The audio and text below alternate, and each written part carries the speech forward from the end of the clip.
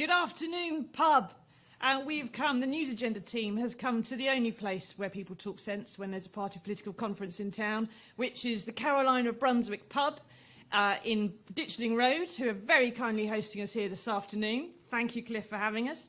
And we are officially, according to Mark, he has generated the figures and confirmed we have 5 times more people in the pub than are watching GB News at this very moment. So we're doing quite well so far. It also means we can be away from some of the spads and the prats who are walking around green with hangovers every morning because they're such amateur drinkers and don't know how to do it properly.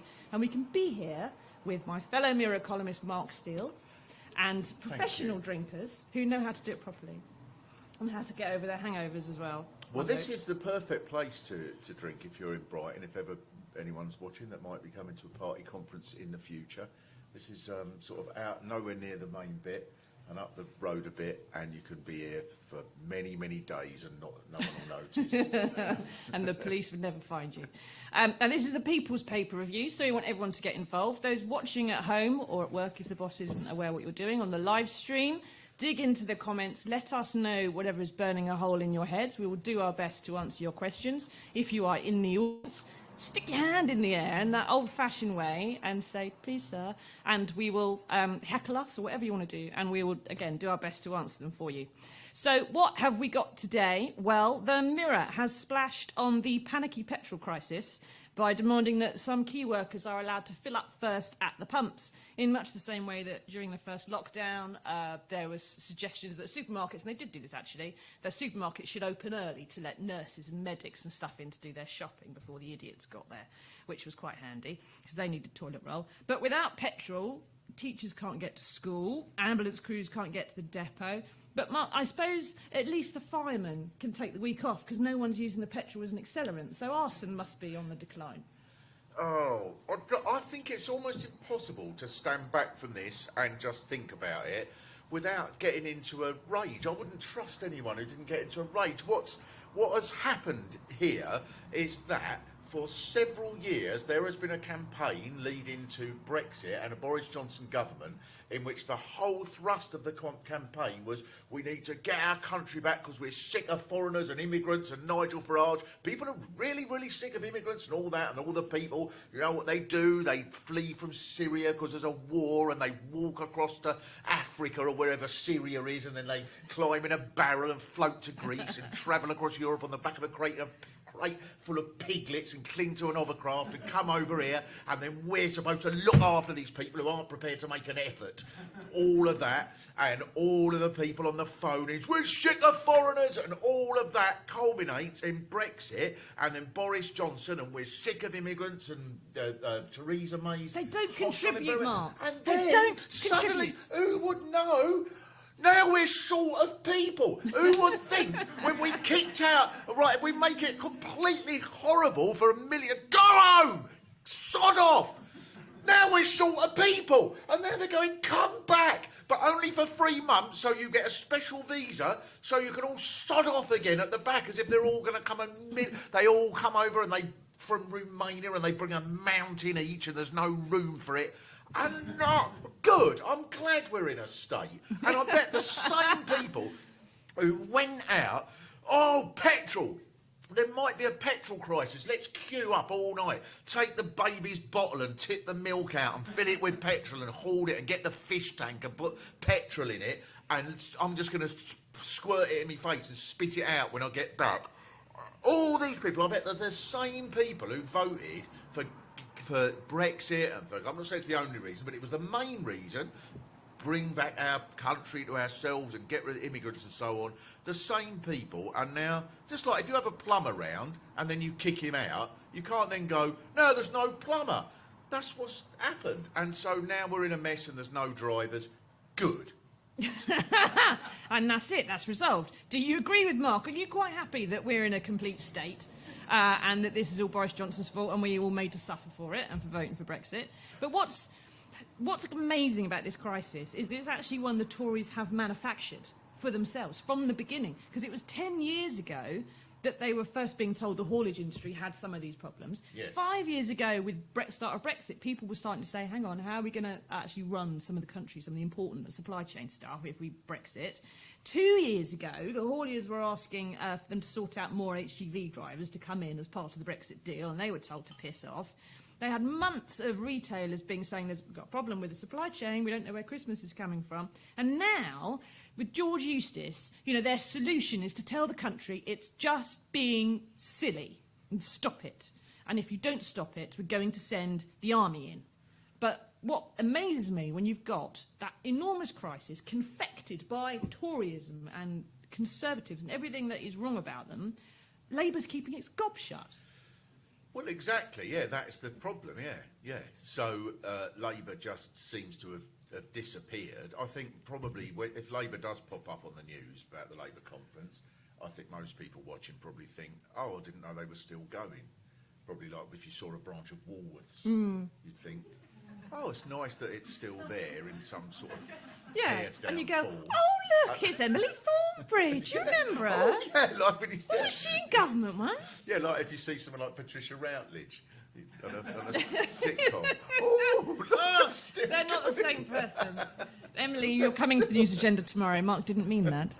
I mean in the sense that they just disappeared. And then they go, right, we want to get ourselves back in the news. We're in, as you say, an utterly manufactured crisis that's been deliberately and also manufactured in the sense that there wasn't a petrol shortage, but the reason that people have panicked, and I know people are fools, I think, for panicking, but the reason that they've panicked is because everything the government has said over the last 18 months, you've known that it's absolutely, every time that Boris Johnson said it will be Christmas, and everyone thinks, well, that's Christmas stuff. And so that's clearly the way. So then if Grant Shapps comes on the telly and says, I assure you there's no petrol shortage, it is fairly rational to then dig a hole in your ground and get as much petrol as you can, because there's clearly a shortage in one sense.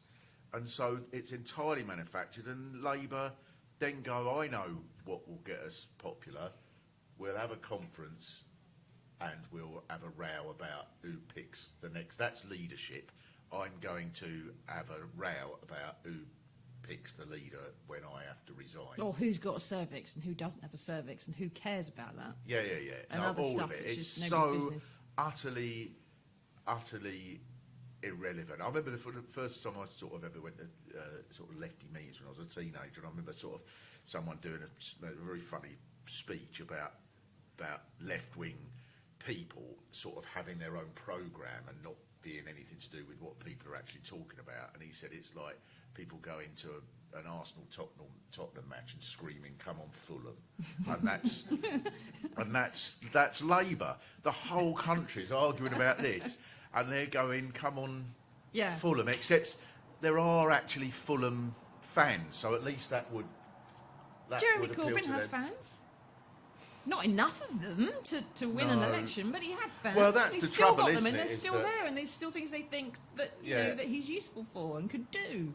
But Labour just has this constant wish to navel pick, I think, and to pick the fluff out and say, "What's this?" and give it a sniff, and then roll it between its fingers, and then show it to people and say, "What do you think that is?" Yes, well, exactly. But it's usually the left that is blamed for this, and the left are guilty of this.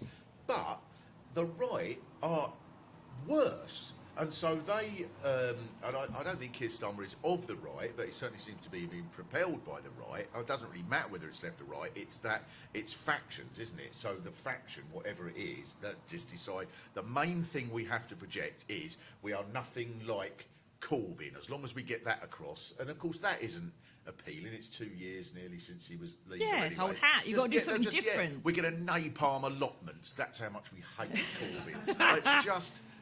It's just so meaningless, and it doesn't work in its own terms. I'm not saying that because I want to protect the legacy of Corbyn or anything. It's backwards. It's backwards, and it's unproductive, meaningless, and that ridiculous 14,000 words. What did Boris Johnson have? 14,000 words. He had 3 words. Get Brexit done. That's all you need. Not that. That's something that can sort of summarise what you stand for, but Yeah, you don't no, really hang on. know. That, those 3 words weren't aimed at anybody in particular. They were aimed at the country and the voter and a quick, and getting the point across to them. Yeah, get Brexit done, right? That's what anybody wanted. Keir Starmer, when he wrote that, is talking to the people who will read a 14,000-word treatise. He's talking to the party faithful. He's trying, there's 6 of them. He's trying to talk to he's not talking to the populace. He's not talking to voters when he writes that. He's talking to either himself or his dog or people in his party that care about his stance on whatever was on page 74 that I didn't read.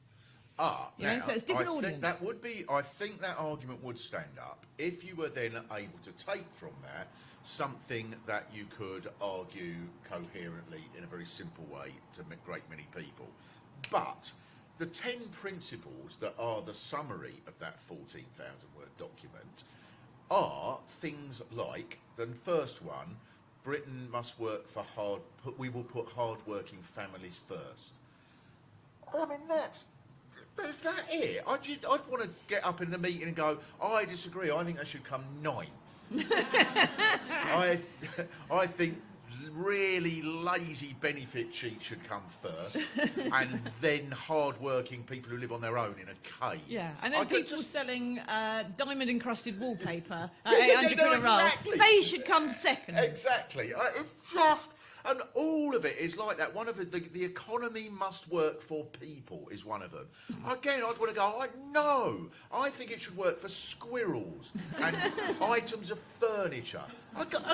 It's just rubbish. It's just meaningless rubbish. If you spent a year and a half coming to that, if you were a teacher and you were sort of doing a politics class or something to 11-year-olds, and you said, I want you to produce like a little bit of a manifesto for what you think you can present to people to get elected to try and improve the country, and one child put, I think we should put hard-working families first and the economy should work for the people, I think you would say, I don't care that corporal punishment's been abolished, and you're getting a slap and you're not coming back to this school. You haven't thought about it hard enough? What is the matter with that? What's most upsetting is that was probably written by about 6 people. But anyway, he's a barrister, they never do things short. However, we've got good news. We have a viewer, Mike. Hello, Mike, one of our regulars, who says, I'm constantly amazed at the number of bad things that have happened since Brexit got Boris elected, which are nothing to do with Brexit or Boris.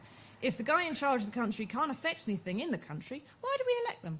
There's a horrible catch-22 there, isn't there?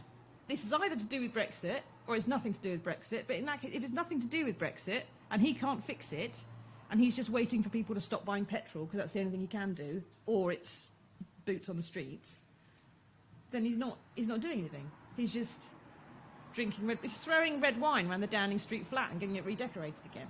Well, he might as well. He must have other things he does every day. What does he do? I don't What do you know. think he actually does? We're broadcasting live at the moment, so I probably shouldn't say. But I used to have, at the Sunday Mirror, we used to have a night news editor come in on the Friday, Phil Miller, rest in peace, and he was always very cross that during the week no one had done any damn work, and Friday night he'd be forced to try and produce the newspaper. He'd walk around stamping about and say, what do they do all day? What do they do? And I left saying that pretty much the last 5 years. I don't know what they're up to. If I did, I would be writing about it, but... Well, I suppose there is a point that that he has chosen people to be around him purely on the basis of them supporting his particular faction in the Conservative Party and being part of the pro-Brexit, and all of those other sort of Heseltine people have all been got rid of, who were sort of efficient managers, you might say, and so on. That's because they were 1,000 years old. I mean, Yeah. Ken Clarke might have been on the moderate side of the party, but he was still, by anyone else's standards, a lunatic. Yeah. No, I'm not arguing that Kenneth Clarke is some sort of liberal saviour or anything, but he did. It's not just those. He's got rid of the younger sort of ones of those as well, hasn't he? I mean, the people that are there. Normally a Conservative, even a right-wing Conservative Prime Minister, would not put Priti Patel in position of authority. They wouldn't have done that. No one. Going back, I don't know, the Duke of Wellington. I don't know, going back to like Walpole. I don't know. And none of these people would have looked round and gone, Priti Patel, come and be the secretary of something. They just wouldn't have done. She's clearly hopeless, but because she's part of his faction, that's why she's there. But I suppose they feel they can get away with it because at the end of all this, I wonder if the Labour Party actually, rather than just sort of looking like they'd gone away, if they actually went away, didn't have the confidence, they just went, gave up, did other things, canoeing, chess. Or just came back for the election and said, come back. anybody? Yeah, I think they'd probably find they'd gone up 9% in the polls. Well, maybe we should suggest it, give it a go. Now, it turns out that all the foreign HGV drivers we're going to give lots of visas to and invite back over here don't want to come anyway, because they're only allowed to come for 3 months and they're going to be told to clear off again. And after all these years of being told the EU just wanted to send people to Britain and we will be run asunder by them and, we shouldn't let them in, and actually when we do invite them in, they don't want to come. Does this prove that fundamentally Brexit was just about being really rude to your neighbours? And the pleasure you can get from going, no, sod off, I'm growing a Leylandii hedge here, and you're never going to see me again. I don't like you because of your cat. And just getting the pleasure out of that, and then going, sod it, now I'm stuck surrounded by triffids, and I can't see my neighbour, I need them to take in a parcel, and I'm screwed. Is it fundamentally about bad neighbourliness? Well, yeah, and that would be much better on the side of the bus. I don't like you because of your cat. We couldn't.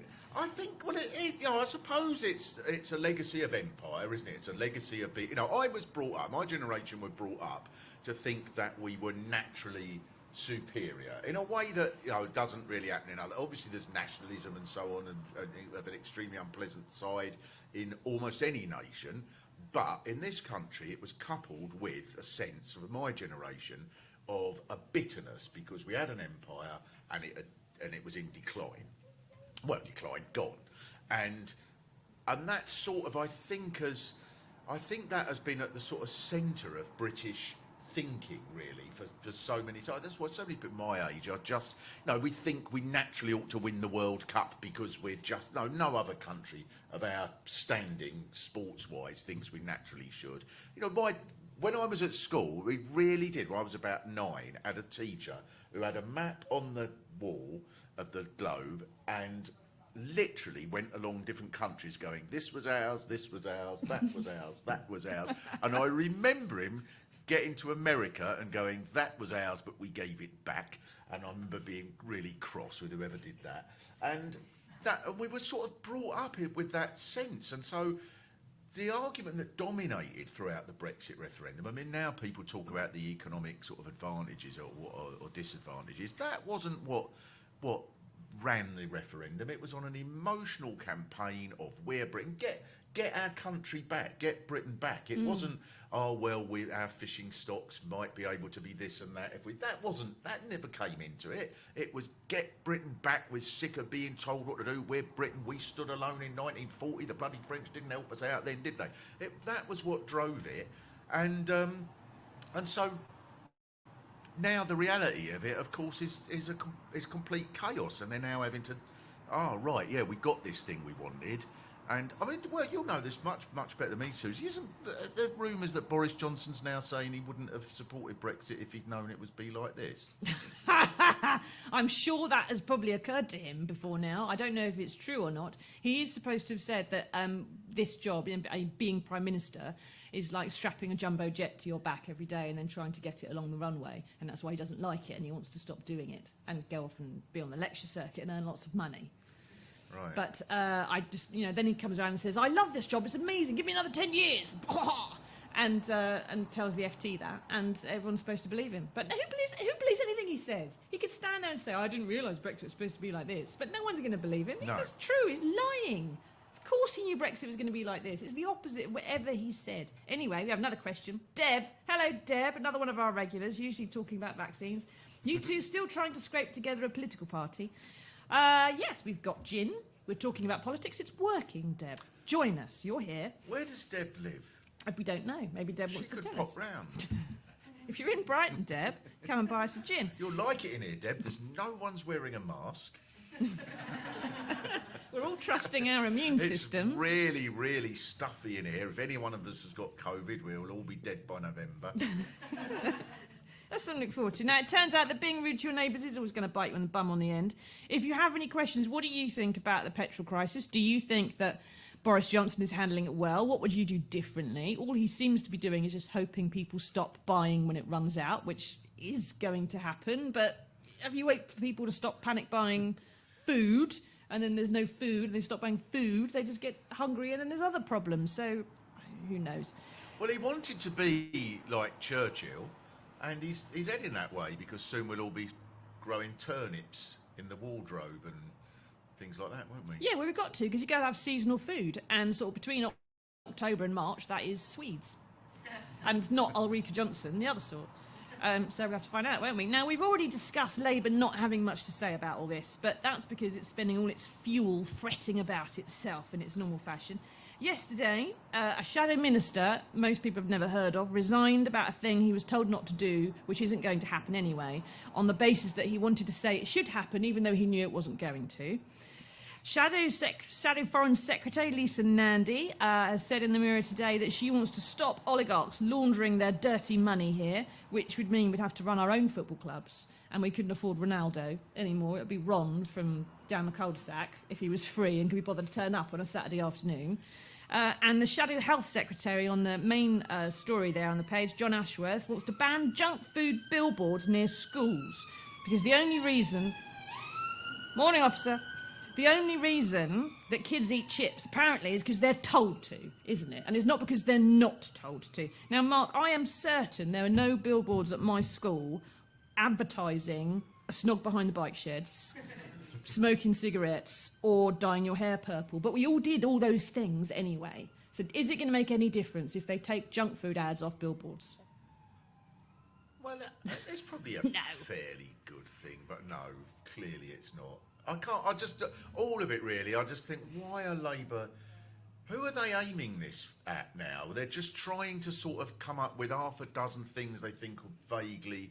There's someone here from Hastings, and I'm reminded of, like, in Hastings, that you get these odd little shops in the old town that you think, what is that for? You know, they'll just sell disparate things like Lego and marmalade and hardcore porn, and you think, what? Who are you aiming for here? I don't know, and that's what the Labour Party is like. Just, right, maybe if we say no billboards with chips, and we elect our leader with a slightly different system, that will make us popular. Yeah, and you need something. calories on alcohol. Calorie counts on alcohol, because that's the reason everybody drinks, isn't it? Because you think it's going to make you thin. No. That's going to stop you. The reason you drink is because you want to get drunk or have a drink. The calories are irrelevant to you. Right. Entirely irrelevant when you're having a drink, especially if you're an alcoholic. You don't give a toss. So what's the point of that? If you're supposed to cure alcoholism by putting calories in the can, you need to cure alcoholism by saying on the outside, there's no alcohol in here. That would be the only way to do it, surely. Convince them that there's no earthly point in opening it. Or maybe if we get took over by the Islamic Caliphate, that'd solve it. Well, yeah, that's just a convoluted way of inviting any of it. Just the sheer sort of triviality of it, I find so depressing, really. I know it's not that they shouldn't have policies on these things if they were part of a wider framework of this is how we are going to transform the country away from one in which it is being governed by a bunch of buffoons that you would laugh about if you read them in the history books from the 18th century, were it not for the fact that here we are again with these Etonian people with these extraordinarily privileged sort of, and it's not just the privilege, it's that they act on behalf of that privilege, that we have this COVID year in which their main effort seems to have been to parcel out literally tens of billions of pounds of contracts to their mates, just about everyone, people in Mexico or whatever, companies that turn out to be the bloody brother-in-law of Jacob Rees-Mogg asked to make masks when they've never made anything like that before, and so on, and the track and trace and everything and all of this, and billboards with chips. is the response to it. Yeah. Oh, It's tinkering, isn't it? There's no big issue. There's no big sell to go, wow, that's something worth thinking about. It's just, let's do something not too frightening that they won't be too bothered Yes, about. exactly. Take down the billboards. I don't remember last time I saw a billboard with a chip on. Doesn't happen. I've never seen one, I don't think. No, See them with they ladies' don't do bits that. on all the time. Why don't they take down the billboards with ladies' bits on? Yes, that's a good point. There are no. I mean, the ladies' bits one is one, but are there billboards with chips? I suppose there are. Well, yeah, but there must be. I mean, McDonald's and stuff advertise, but they make a huge effort to make their food healthier, they say, allegedly. So they would say they wouldn't qualify. One simple sort of area in which this must be very confusing for anyone who even vaguely looks at it, and I'm someone who only vaguely looks at all of this, but the energy companies, so this is pretty much at the heart of this at the moment, and all of a sudden it's going to cost you 800 quid to heat a tin of custard and all that, right? So, and the answer, the Conservatives' only answer, they've the whole history of this over 30, 35 years is that they sold all the shares off what was publicly owned. They created all the private companies and so on. Now you've got these private companies. Nobody knows where you find out that, if you've got all day to go on a special tariff, you can find out, now, as you get people, this afternoon I went on to a Ukrainian company and they provide my electricity now. It's gone bust by tea time. Yeah, it's got just by tea time. So now I get my gas from a pet shop in Taiwan. And it's all of this madness, and it's led to this now with the prices soaring and so on. And when Ed Miliband, bless him, said that he was going to put caps on the prices, all the Conservative press and the Conservative Party went nuts and went, this is exactly how Soviet Russia started and all of that. And now you've got this complete chaos, and Labour responds by saying this is not the time to talk about nationalising energy companies, which is popular even amongst Conservative voters. When is the time to talk about that then? I would think a fuel crisis is a good time to talk about whether or not you need to have a guaranteed supply of fuel. Perhaps. Well, it'd be a good time, wouldn't you? Now, Chris is watching. Hello, Chris says supplies are plentiful, even bounteous. So there are no shortages. It's all made up by the media. Nothing to do with Brexit at all. And then he's got a little funny emoticon, so I think he's being sarcastic. What do you think, anyway? Do you think the Brexit crisis and the fuel crisis and whatever crisis we've got coming this afternoon, whatever new one that's going to be, is manufactured? Do you think it's real? What do you think the Tories should do about it? And Temmie says, hello, Temmie, I only saw you for a second, but it made my day. Assume he's talking about you. No, he's not talking about you. Could be talking about any of us. Who knows? But thank you for watching, Temmie. Why do you only watch for a second? What did we do wrong? Now, what about those people in the room, actually? You know, Labour have made some policy suggestions this week, as we've just discussed. They're sort of tweaky. They're billboards. They're do a review of tax reliefs and things like this. Do we want a big sell at this stage? Maybe an election next year, want a big policy announcement? Bosh, this is what we're going to do differently. Or is tweaking around the edges got a good point to it? Anybody? Anybody like that idea? Doesn't sound like they do, pretty much. So keep asking us your questions. Dig into the comments. Let us know what you think. Now, because it's Labour and they've done all this, they've been ongoing as well about cervixes and reproductive equipment and stuff. How would you, Monk, if we had our political party scraped together, as Deb suggested, and you were having a party conference, and this was the kind of thing that was going on around the sides of it, how would you make your party conference, your Labour Party conference, less wanky? Because that seems to be the problem. Oh, God, I don't know. I would be hopeless. The first thing I would say is that on no account am I to be left in charge of anything. I don't know if that would go down as a leadership challenge. I have no idea how to start a political party. I haven't got a clue. I think there's something... I suppose, the serious sort of answer to that, in a way, is that, and this is what around the world some of these sort of Boris Johnson-y people have come across and have hit upon, probably more by accident than design, is that there is a global distaste for politicians who work out what they should say in the way that they did in the 90s and so on. That's why the Blair thing is so misguided, I think, because that was popular then, but because something was popular 25 years ago doesn't mean it is now. And I think that that sort of thing that he talks about is discredited around the world, not just here. All of the parties that stood for that sort of thing, not all of them, but mostly, you know, the Socialist Party in France is on like 6-7%. The party in Spain split in two. The German party is on 20-something% perennially, isn't it? They've always been a bit wrong, haven't they, the Germans? Well, they were in government though, weren't they? 25. Yeah, but they've always years. had coalitions, I think. Yeah. But they get half the vote now. In the Greece, PASOK gets 4-5% and so on. So it's not just the Labour Party. And I think wherever an alternative emerges, sometimes from the left, sometimes from the right, then they, if it looks credible, then like the SNP, like Syriza periodically and so on, then unbelievable, what seems to be unbelievable results can take place.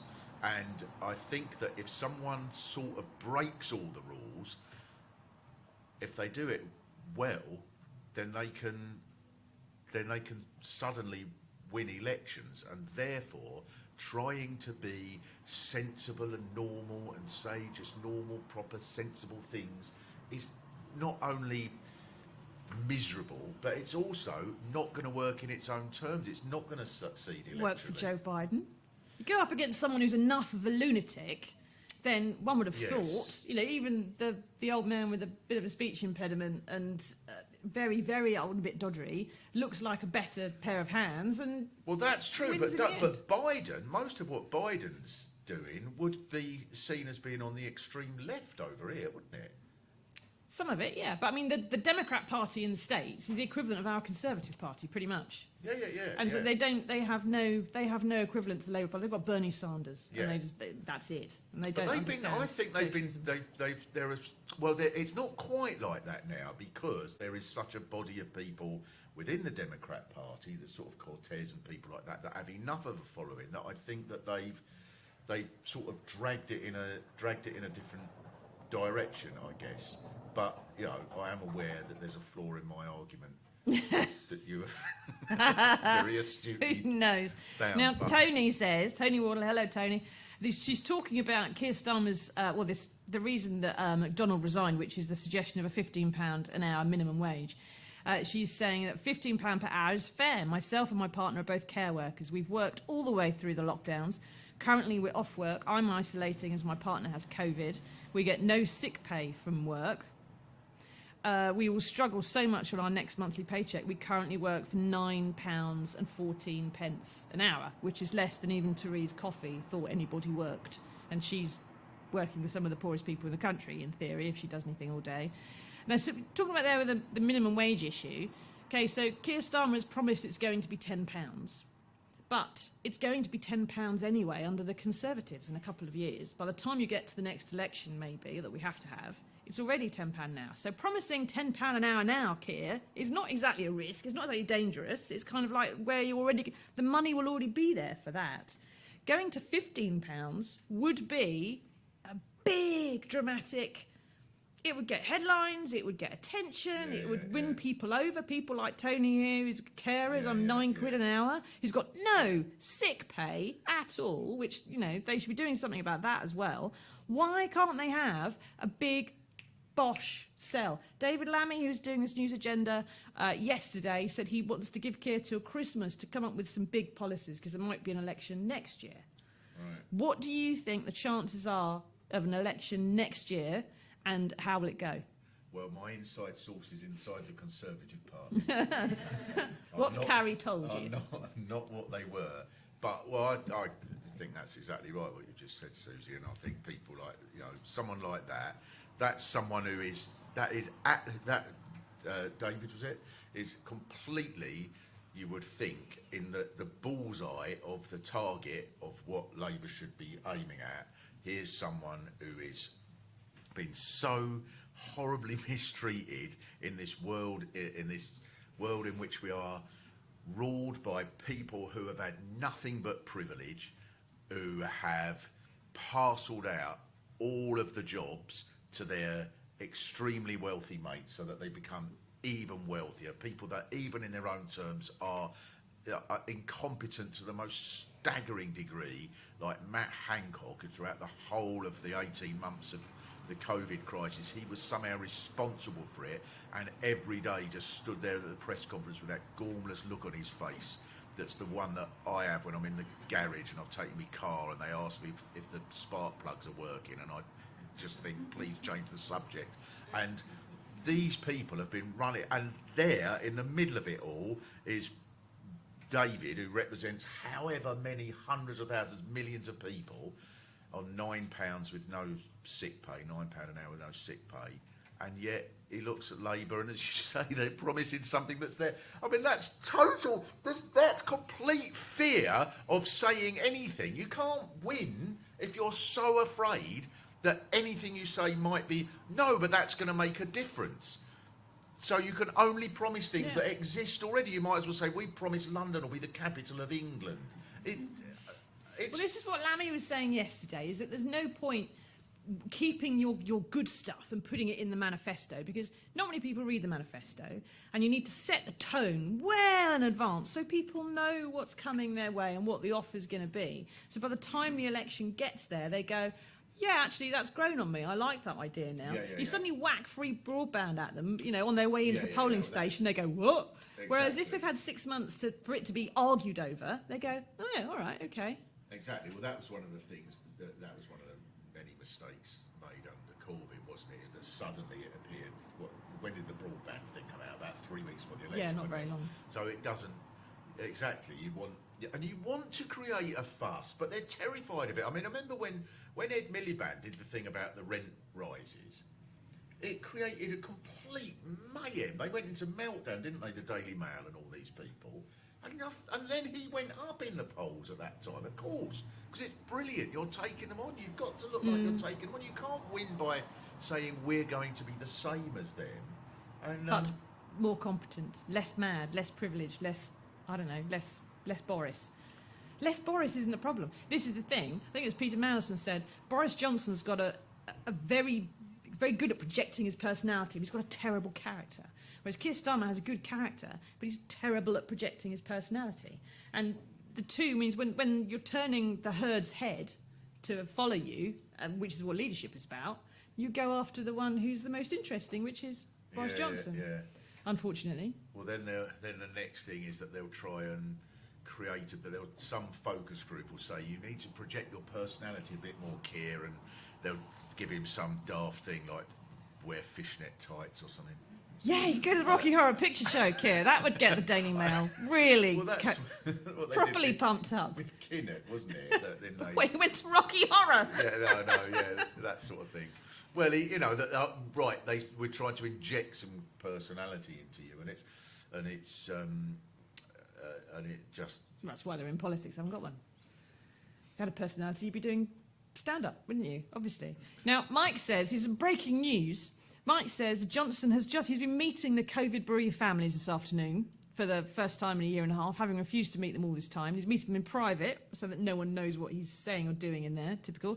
He has promised, apparently, those bereaved families a COVID inquiry before Christmas, which, as I can work out, is within 12 weeks. No, within 11 weeks. No. You can't have a proper inquiry in the space of 11 weeks unless you've already decided what the answer's going to be. I mean, that's not an inquiry. That's a quick rifle through the bottom drawer and then home for tea, isn't it? Yeah, well, as you say, though, so he just says whatever he fancies, doesn't he? He's so used to lying. He's a man who stood there surrounded by journalists in a hospital and said, there are no journalists here, when there were journalists everywhere. And he could just, once you get used to it, he'll just say what he likes. My dad invented cheese. I've got a pet zebra at home. I've been having it off with Hillary Clinton. Well, that's probably true. He can say whatever he wants. He's just doesn't matter. It's just Well, the sad thing is, those COVID families have been in there. They've said their piece to him. He's made them a promise, and they're going to come out and go, I don't think it's going to work. Or even if they do believe it, they'll be disappointed. It was how it is laid out for them. And he's going to say, well, it isn't quite what I said. There's going to be a row now about what he said and what he meant and who was in the room and who misheard it. And then that'll all be about what was said, rather than the idea of actually having the inquiry and saying something to a bereaved person that was completely unreasonable thing and to say. And there will be an anger about that, though, won't there? I mean, there is a huge sort of, I suppose, I don't know if anger's quite, there is clearly an anger, but also there's a sort of sense of despair.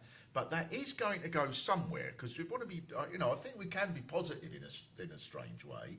I don't think that most people have been won over by the idea that we should have a society based on just sheer thuggery and wealth and privilege. I don't think most people think that, but I think there is enough people that believe that Boris Johnson somehow represents for all his faults, as they might put it, the best way that we can run things, that he doesn't seem to be able to dip beneath the figure of people that is going to stop him getting elected. Or when it does, the Conservative Party will be able to create their own opposition around Rishi Sunak or whatever and replace him.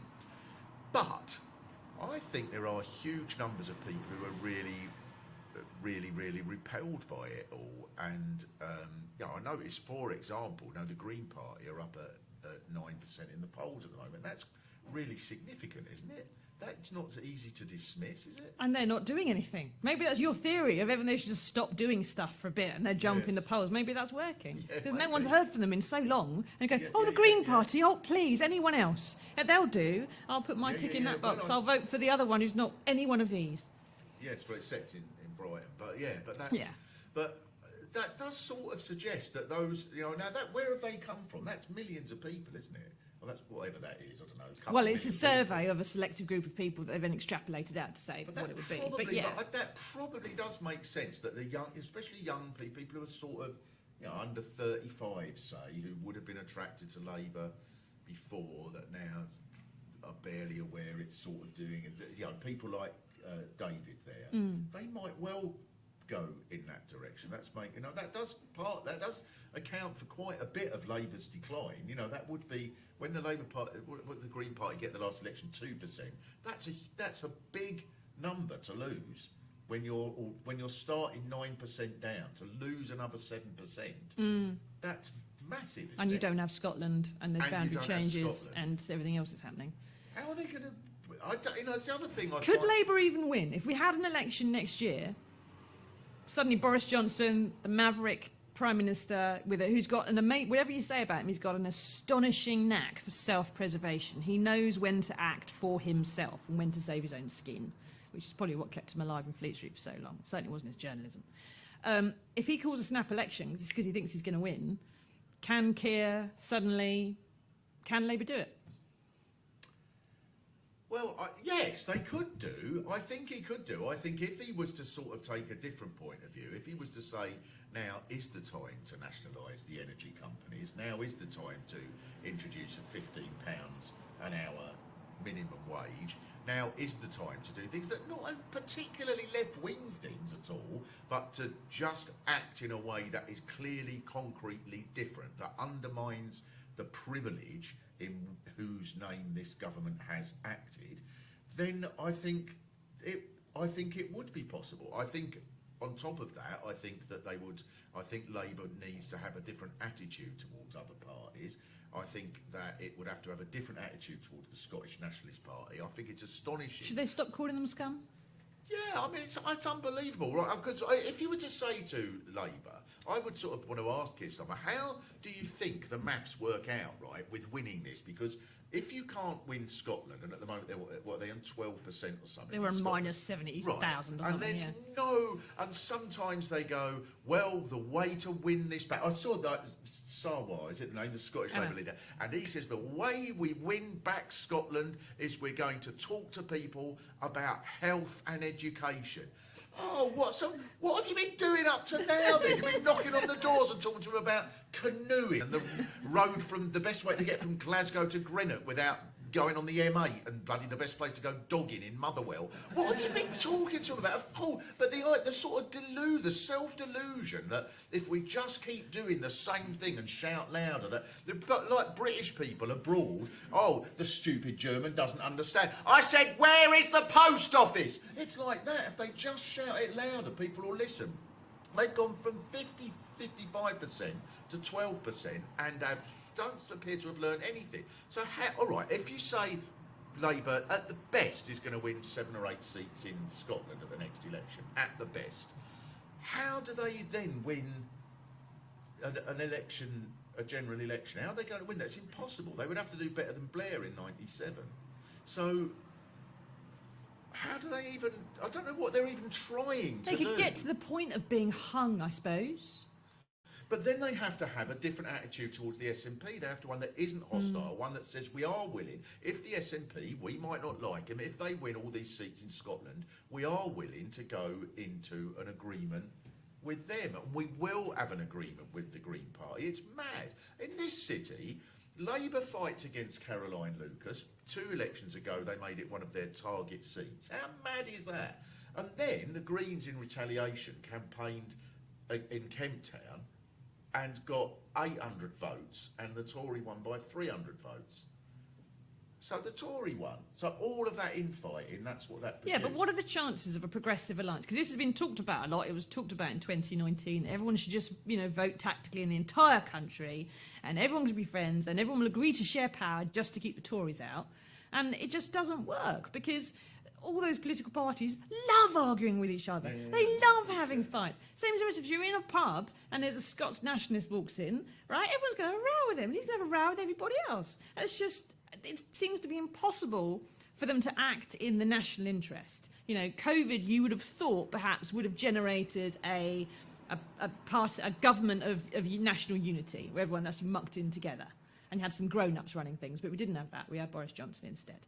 They don't act in the country's best interest. They act in their party's best interest, which is always against all the other parties. And they all do that.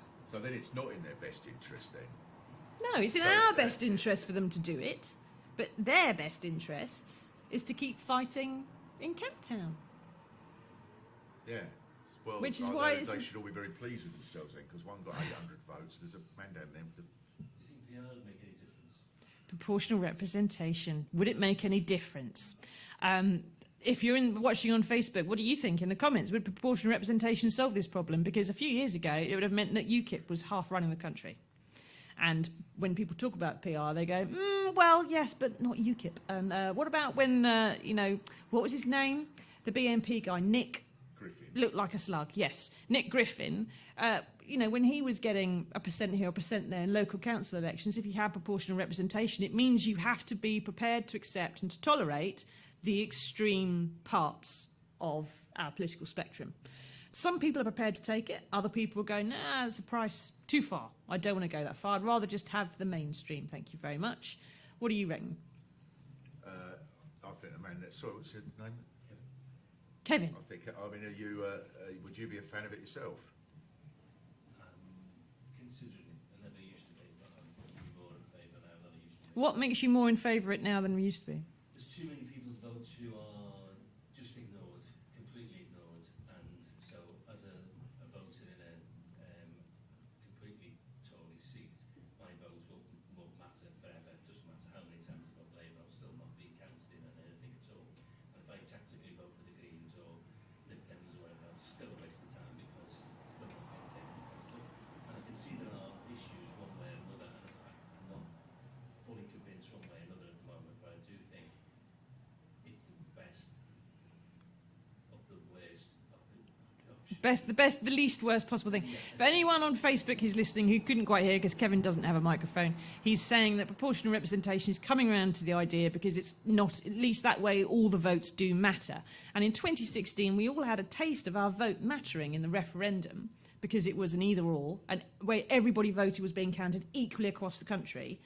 And you could do that with PR, and you could do it if you had a presidential election as well. Everyone just votes for the person who's in charge. Whereas instead of voting for your local politician and they all add up to Boris Johnson at the end of the day.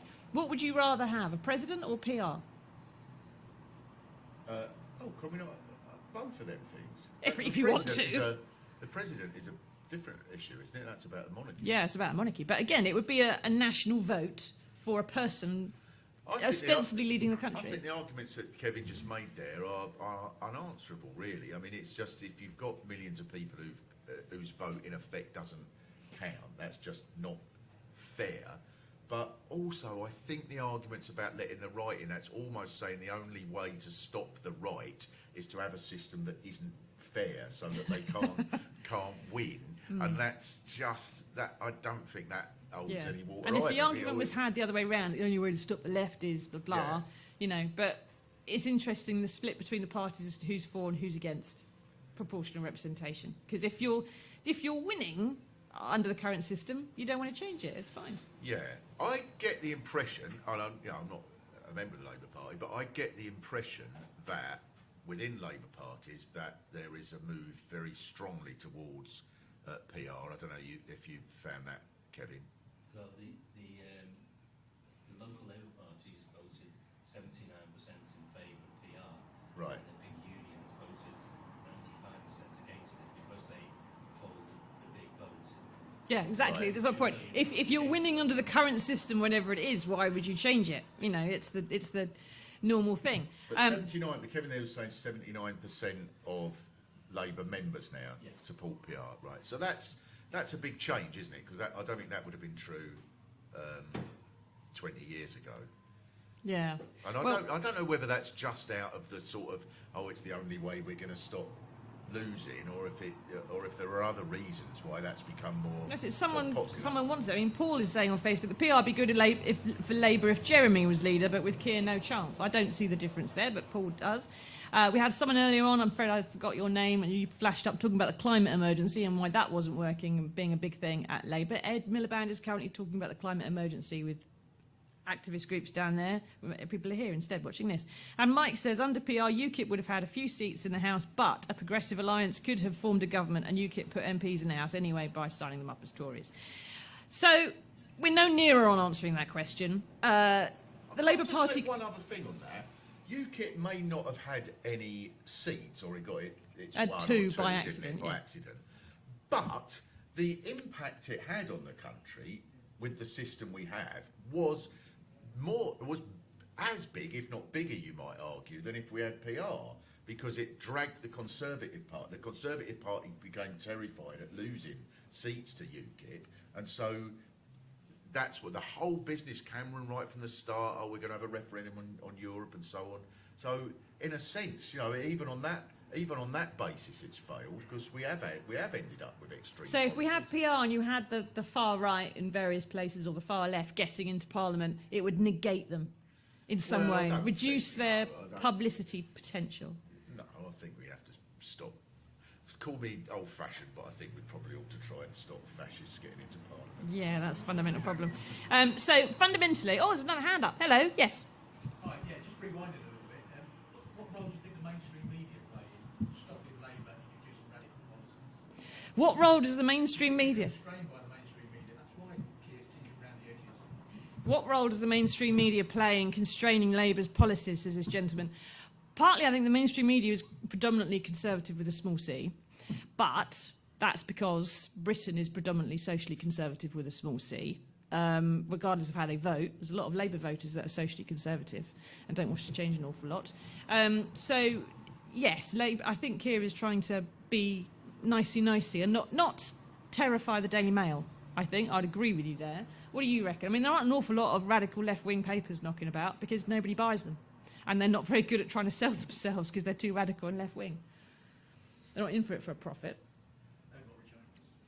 I think it obviously makes a difference. They wouldn't do it when the newspapers, sort of the newspaper owners, the owners of the Mail and the Telegraph and so on, are sort of, when the argument is put to them that it's unfair that these papers that are owned by extremely wealthy, Murdoch-y type people are having this undue influence on the country, they then say, that you can't just say it's us. But obviously they're very proud of the fact that they do in fact have an impact. However, Well, all editors get to go and see the Prime Minister usually, have a chat with them now and again, but some of them get invited more often than others. Yes. The I've never editor of been the- invited. I'm not an editor. Does the editor of the Mirror get to go and visit Boris Johnson? Well, they certainly get to go and see Keir Starmer now and again. I don't know. There must have been to Downing Street for something, receptions and stuff. Have you ever been? Downing Street? No, I would nick a teaspoon, so they don't let me in.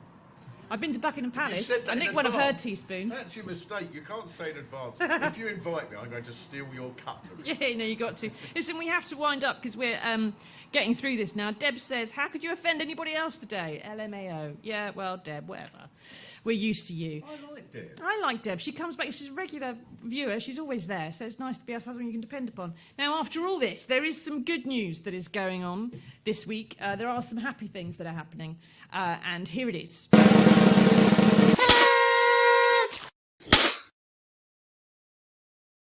There we are. And the news is that Greg Wise has taken his shirt off. And that's it. That's the good news. There isn't anything else to say, really. I looked all for Daily Mirror today, and there was nothing else that brought a smile to my face in the same way as a silver fox stripped to the waist. I'm sorry. Now, his daughter Guy says he is prepared to manscape when he oils up for a Strictly Samba. Mark, where do you stand on male grooming? I'm Manscaping, very no much manscaping? in favour. Speaking as someone who 5 minutes before this started had to be alerted by your good self that I had dinner all down my shirt. I think probably my tips on male grooming are not what they might be. Well, I'm not going to get a contract from L'Oreal, am I? have you ever been asked to do Strictly? No, I haven't, no. I have watched it a couple of times, though. I've watched it, and I'm a disaster. I'm a jinx, because I watched it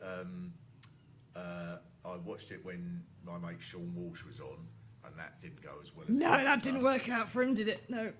And that's when and then also I voted for Susanna Reid every week, but I didn't bother watching it, but she's a Palace fan. Well, if there's any Strictly producers watching, Mark is ready and waiting for your call. He particularly wants to get into the wardrobe and get into one of those big old spandex mankinis. That would be fantastic. Thank you, everyone, for coming along to the Caroline of Brunswick. Thank you, Caroline, for hosting us. Thank you to all those watching at home on Facebook. We've had a really long session today. It's been an hour for this, so thank you, everyone, those of you who persevered. And we will see you again tomorrow, 9 o'clock, bright and early.